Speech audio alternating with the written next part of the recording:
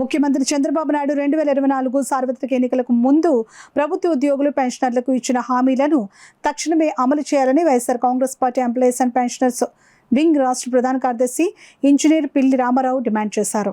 గురువారం ఆయన ఆధ్వర్యంలో నిర్వహించిన మీడియా సమావేశంలో మాట్లాడుతూ కూటమి ప్రభుత్వం అధికారంలోకి వచ్చి 2 ఏళ్లు పూర్తవున్నప్పటికీ ఉద్యోగులు పెన్షనర్ల సమస్యల పరిష్కారంలో ఆశించిన స్థాయిలో పురోగతి కనిపించడం లేదని విమర్శించారు. ఎన్నికల సమయంలో ఉద్యోగులు పెండింగ్ డిఏలు, పీఆర్సీ, సిపిఎస్ సమస్యల పరిష్కారం, వైద్య భద్రత, పెన్షనర్ల సంక్షేమం వంటి అంశాలపై అనేక హామీలు ఇచ్చిన ప్రభుత్వం అధికారంలోకి వచ్చిన తర్వాత వాటి అమలుపై స్పష్టమైన కార్యాచరణను ప్రకటించలేదని అన్నారు. ఈ కార్యక్రమంలో ఎంప్లాయీస్ మరియు పెన్షనర్స్ విభాగం కాకినాడ అర్బన్ అధ్యక్షులు మహిపాల్, పెన్షనర్స్ అసోసియేషన్ జిల్లా కార్యదర్శి Tummala Nookaraju, KV Maurya, Y Lakshmipathi, D Satyanarayana, RTC Murthy తదితరులు పాల్గొన్నారు. మంచి పిఆర్సీ ఇస్తున్నారు.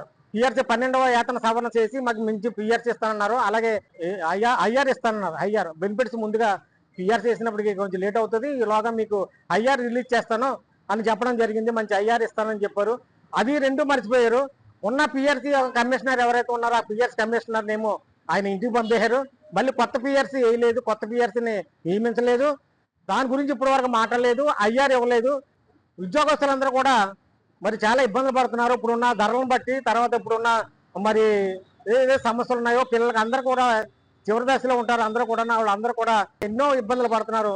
ఈ దృష్టిలో పెట్టుకుని ప్రభుత్వం వెంటనే ఆయన చెప్పినట్టుగా ముందుగా పిఆర్సీ కమిషన్ ఏర్పాటు చేసి కొత్త కమిషనర్ని ఏర్పాటు చేసి ఐఆర్ కూడా రిలీజ్ చేసి ప్రజలు మరి ఎంప్లాయీస్ అందరూ కూడా ఆ బెనిఫిట్స్ వచ్చేలాగా చేయాలని ముందుగా మనకి ముఖ్యమంత్రి గారిని చంద్రబాబు నాయుడు కోరుకున్నాను.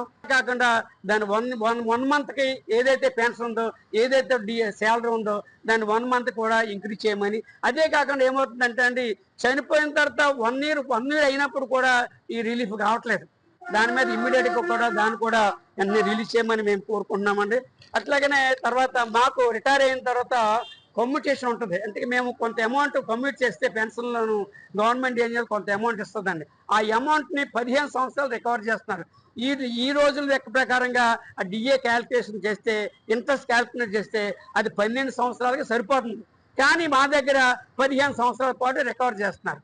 దానివల్ల ఏమవుతుందంటే ఆల్ ది పీపుల్ ఇంచుమించు 3 సంవత్సరాలు ఈ రికవరీ అవుతుందా మా పెన్షనర్స్ అందరూ లాస్ అయిపోతున్నారు. కాబట్టి దాన్ని 12 సంవత్సరాలకు కుదించవలసిన కోరుచున్నాం.